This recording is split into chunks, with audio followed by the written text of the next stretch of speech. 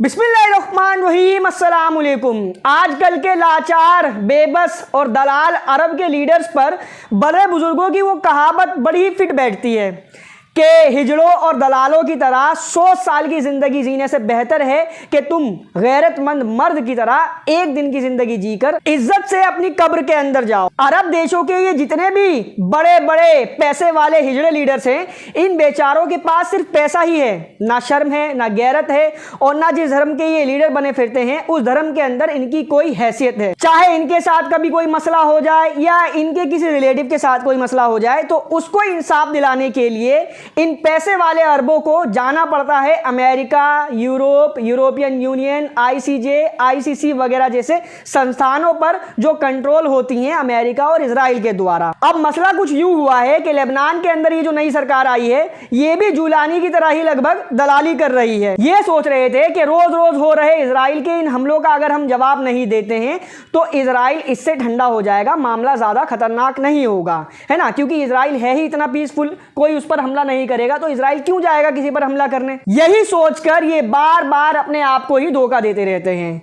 Israel का मकसद जब से ये पैदा हुए हैं, जब से जमीन पर इन्होंने कदम रखा है इस नस्ल ने, इनका काम ही यही है कि जब इनको कहीं पर कब्जा करना होता है या किसी पर इल्जाम लगाना होता है, किसी का कुछ हड़पना होता है तो वो चाहे हमला करे या ना करे, उनके जैसे बंदों से हमला करवाकर उन पर इल्जाम लगा देते हैं कि देखो इन्होंने हमला किया है। फिर पूरी इंटरनेशनल कम्युनिटी के सामने रोने लग जाते हैं और इंटरनेशनल कम्युनिटी तो है ही इजराइल के लिए नाचने गाने वाली, वो पूरी तरीके से इनके साथ खड़े होते हैं। फिर इजराइल दिखाता है अपना असली आतंक।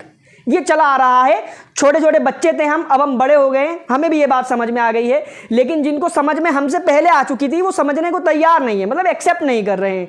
अब भी वो इसी भ्रम में जी रहे हैं कि नहीं सुलह से ही काम बन सकता है, ऐसे नहीं बनेगा। मतलब जिस तरीके से ईरान, यमन, लेबनान का हिजबुल्लाह और हमास का गाजा ये सब जवाब दे देते हैं, इससे काम नहीं बनेगा, इससे तो तबाही और बर्बादी आती है।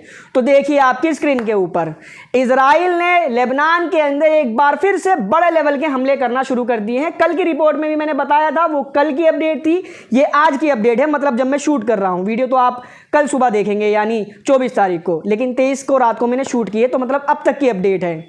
इजराइल ने लेबनान के ऊपर ऐसे बड़े बड़े खतरनाक हमले किए हैं जिसमें दर्जनों छोटे छोटे बच्चे और महिलाएं मारी गई हैं। और लेबनान की जो सो कॉल्ड पीसफुल गवर्नमेंट है वो इंटरनेशनल कम्युनिटी और अरब के हिजड़ों से ये रिक्वेस्ट कर रही है कि आप आइए, इजराइल को मनाइए, हम पर हमला ना करें। तो ये कैसी मौत हुई? जिल्लत वाली ही तो मौत हुई ना।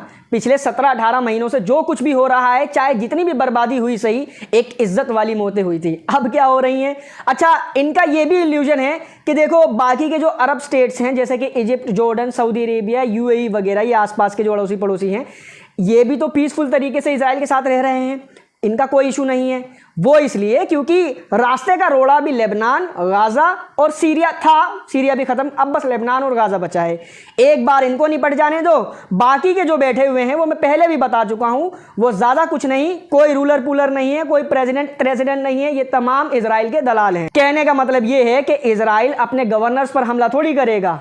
जो इजराइल के खिलाफ एक भी कदम उठाएगा, इजराइल को आंख दिखाएगा, इजराइल उसी पर तो हमलावर होगा। अब भी नहीं समझे? जो इजराइल का पट्टा अपने गले में नहीं डालेगा, गुलामी कबूल नहीं करेगा, उसी पर तो हमले किए जाते हैं भाई साहब। वहीं यमन ने पिछले 48 घंटे के अंदर अंदर तीसरी बार इजराइल के बेन गुरियन एयरपोर्ट पर मिसाइल दागकर हमला किया है, जिसको इजराइल ने कहा कि हमला तो इंटरसेप्ट कर लिया गया, मगर जब हमला हुआ, सायरन्स बजे पूरे इजराइल के अंदर, तो इजराइल के जो छोटे छोटे इनोसेंट सिविलियंस हैं जिनको कुछ नहीं पता दुनियादारी का, खामे ये तमाम के तमाम पीछे पड़े हुए हैं बेचारों के, वो अपने घरों से निकलकर भागे बिलों में छुपने के लिए। तो हुआ क्या, जब भगदड़ मची तो कुछ लोग उसी में घायल हो गए। मतलब सायरन की आवाज से ही मिसाइल नहीं गिरी, फिर भी कैजुअलिटीज हो गई हैं। वहीं अमेरिका के प्रेसिडेंट डोनाल्ड ट्रंप ने वो जो चिट्ठी के अंदर धमकी लिखी थी उसको दोबारा से वीडियो मैसेज के दौरान रिपीट करते हुए कहा है कि हम ईरान से अपने रिश्तों के आखिरी यानी बिल्कुल एक्सट्रीम लेवल पर पहुंच चुके हैं, जहां से आगे की कहानी ईरान खुद तय करेगा। अगर ईरान टेबल पर आता है तो ठीक है, मैं तो यही चाहता हूं, अगर नहीं आता है तो दूसरा जो ऑप्शन है वो ईरान को मनवा देगा अपने आप ही, यानी ईरान पर हमला। वहीं तुर्की के ओपोजिशन लीडर इकराम इमामोग्लू को तुर्की की कोर्ट ने जेल में डालते हुए करप्शन चार्जेस के तहत मुकदमा चलाने का फरमान जारी किया है। अब ये मुकदमा कब तक चलेगा देख लो, जुर्म तो अभी तक साबित नहीं हुआ है, सिर्फ चार्जेस लगे हैं, मगर पता नहीं कौन से कानून का इस्तेमाल करके, जो भारत में होता है वही इस्तेमाल कर लिया है शायद, उनको जेल में डाल दिया गया है। तुर्की की बड़ी आबादी सड़कों पर उतर चुकी है। सबको बस एक ही बात समझ में आ रही है कि अर्दोगान को अपनी कुर्सी खतरे में नजर आ रही है, इसलिए उन्होंने ये गेम खेला है। यहां तक कि इजराइल के नेतन्याहू को भी अर्दोगान से पॉलिटिक्स सीखनी चाहिए। इंटरनेशनल मंच पर खड़े होकर इजराइल को गालियां बकते हैं और कहते हैं कि हम तुम्हारा इलाज करेंगे, इजराइल में घुस जाएंगे जैसे हम काराबाग और साइप्रस में घुसे थे।